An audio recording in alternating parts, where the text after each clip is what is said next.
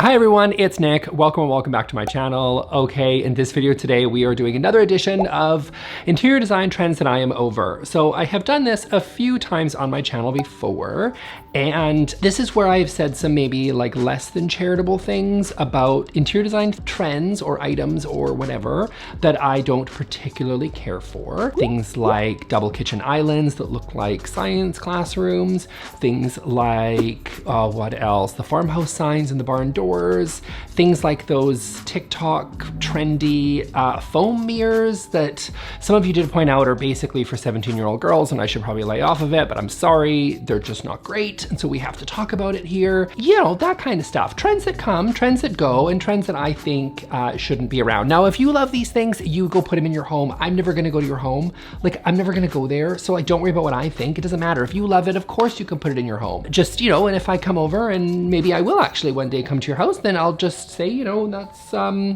you know, if I see something I don't like, I'll just say, you know, I really love that foam mirror that you have. Did you do it yourself? It's like amazing. It looks beautiful. Like, I'll just lie to your face. Like, I don't care. Like, I'll, you know, don't worry about that. So without further ado, let's get to the interior design trends that I am over. And the first one is going to be glitter grout. So I didn't know this was a thing until I'm now on the TikTok thing, which we'll see how that goes, but that's fun for now. That's a good time. And there are some things that people are doing that I think are really interesting. And one of them is glitter grout. There's like some articles that are like, this is the trend that you need to do in your home. It's called glitter grout. And I was like, oh, I don't think I'm a glitter grout person, to be honest. So again, if you love it, you do you. But here's the thing. So glitter grout is tricky because glitter is tricky. I think it's screaming, trying too hard to look really flashy, and it looks cheap and gaudy. Just what I'm gonna say. Grout is really important. Grout serves a function when it comes to tiling, especially smaller tiles, and it can be really important to select the right grout. You know, lighter colors can be great, just be careful that they're gonna get kind of dirty. Darker colors can be easier to hide dirt, but they will emphasize a lot of contrast in lighter tiles. So there's, you know, a lot going on with grout. Grout's an interesting subject. I don't think they ever need glitter though. Now, I thought that people were just putting regular glitter that you'd find at like Dollar Tree or you know, finding on Amazon or whatever, and they were just like putting glitter on. No, this is an actual product. Go check it out. I've linked it down below because I'm never one to miss out on an affiliate link if I can, but this glitter grout actually exists on Amazon, and you buy special glitter to mix in with grout to make this monstrosity. So I'll also add, not only do I think that it kind of looks tacky, but I also think everybody knows glitter is an absolute like nightmare to get off your clothes or to like, do you know what I mean? You get like some glitter that gets on you from like a little kid's birthday party or something. You are washing that out of your hair for like 2 weeks because the glitter just gets everywhere. Why would you want this as a home decor element in your home in a fixed element? Like, I'm not talking about just like in a moment of weakness buying some like tacky pillow with glitter on it. Like, that can go, sure, but like you have the option to let it go when you inevitably get sick of it. Glitter grout is here to stay. That decision lasts forever. It's like a bad tattoo. Like, that's what a fixed element is. It's generally fixed and hard to get rid of. So really be careful and don't choose glitter grout. It's tacky and you will regret it. You will. And it'll get all over your crap forever. Don't. Okay, next up on my list is disco balls and other assorted disco things. This is another thing. This is similar, okay? We've talked about mirrored furniture on this channel before. It makes your place look like a funhouse. It bounces the light off in all the weird places. Like, I love mirrors. Mirrors can be great. A full-length mirror, classy, wonderful. Love it in a bedroom, can be beautiful, can be functional because you can check yourself before you leave. All those things, we love mirrors. Disco balls will play with the light in really interesting, weird ways, and I'm not sure they are a really great, timeless, awesome option. But I will also add, okay, if you want to put a disco ball in, like in some funky postmodern thing, or like maybe, sure, like possibly. But I think what's really weirding me out right now is there's two things. First of all is disco balls being put into places where a disco ball ought not to be.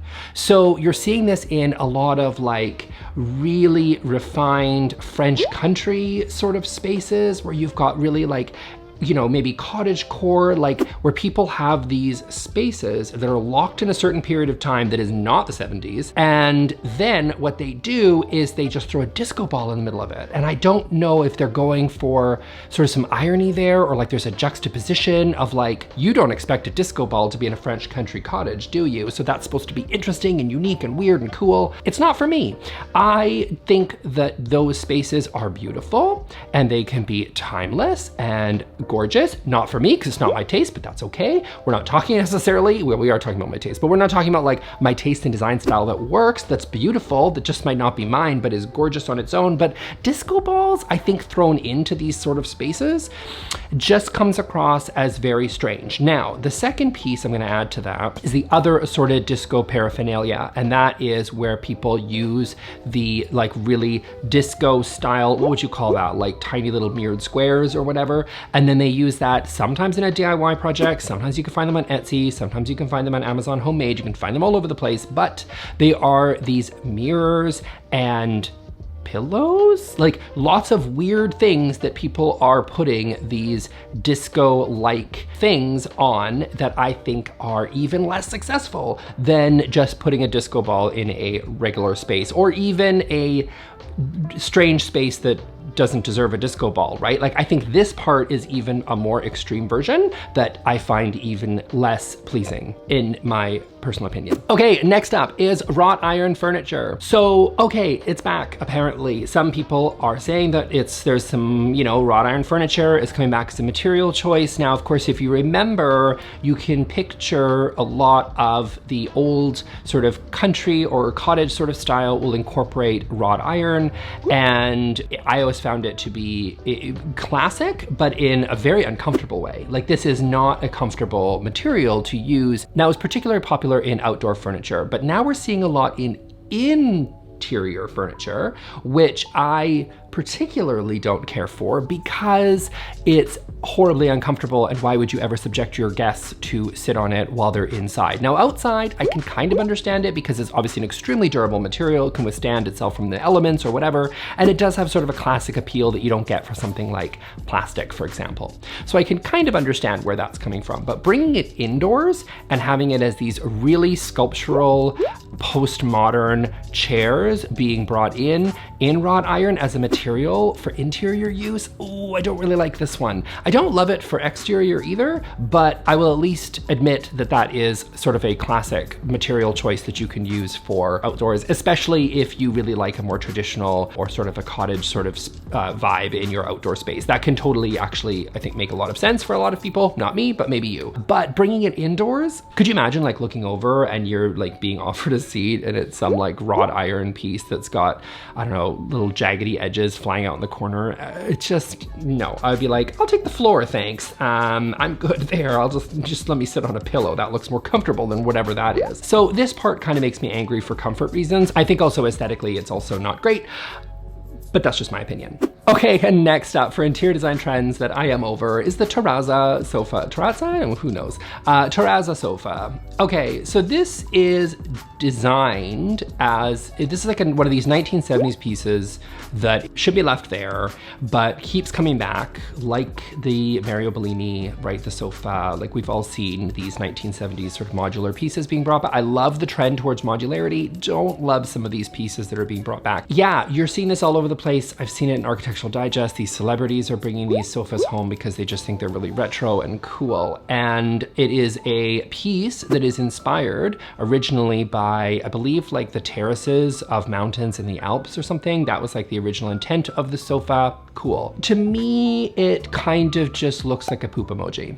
You know what I mean? Especially because you're seeing it in this same brown leather, and that's what it feels like, doesn't it? Right now you can't unsee it now that I've said it because you know it's true. Yeah, so I just don't think it's really a classic beautiful piece. I think it looks like it's melting. I think it looks like it does not look very comfortable. I know that it's a space that you kind of build a room around, and I, again, love the modularity. I love that you can really make it your own and fit in a bunch of different size spaces. Like that's kind of interesting, but I just think it is not attractive and kind of, yeah, I feel like it's a little little bit uncomfortable. Like, what step does one sit on, right? Like, you're kind of a little bit, it's all over the place. I don't really care for that. Now, I will also mention that this piece, in its classic poopness, is definitely back and trendy, but there are sort of new pieces that sort of kind of bring to life sort of the essence of what the Terrazza Sofa was all about, and sort of brings it into something a little bit more fitting of a contemporary space. There's one from CB2 that I see a lot that sort of kind of reminds me a little bit of being inspired by the Terrazza Sofa. I'm not saying that I'm loving that either, but I think it is an interesting option if you kind of like that look, but you're looking for something a little bit more updated, because I think the Terrazza Sofa was not great then, and it's super not great now. Okay, and next up my list of interior design trends I am over is extra tall table lamps. So buy the table lamp that fits the space that you have on your table. That, I think, is the lesson that I think we should all take away when it comes to choosing the right pieces for our home. But right now, what seems to be trendy is these extra tall, oversized table lamps. And these table lamps look ridiculous because they're just sort of oversized for the space that's needed. Now, I will say, if you've seen any of my lighting videos, you'll know that I'm a really big fan of layering all your different lights in your lighting plan, like different level lights. Like, don't just have the one in the center of the room. Have the floor lamp, have a table lamp. Maybe you've got some task lighting next to your couches for people to be able to read or whatever. Have a definite lighting plan where you've got lots of different lighting happening all around the room. So I love the idea that people are putting in table lamps, because I think table lamps are beautiful and a really great idea to, again, get that variation in height happening all over your space when it comes to lighting. I think it really does a great job of making your space feel really cozy. But make sure you get the lamp that fits the table that you have. These massive, oversized monstrosities, to be honest with you, they look more like floor lamps that someone has stuck on a table. It just feels a bit ridiculous and oversized and cartoonish, and I don't really care for it. There's nothing wrong necessarily with these lamps. It's just the size of them. Like, just take them and shrink them and they'd probably be a lot better. So I personally just think right size your table lamp and you will be good to go. Don't get these ridiculous things. Okay, so that's it for me for today, you guys. As I mentioned at the beginning, don't take all this too seriously. If you love oversized table lamps and poop couches, then you go and get it, because that is what you deserve. If you love it, you go have at it. Don't worry what I think, it's all good. But if you are interested in other things that I don't like, check out this playlist and you can watch me talk about those things too. See you all in the next video. Thanks, bye.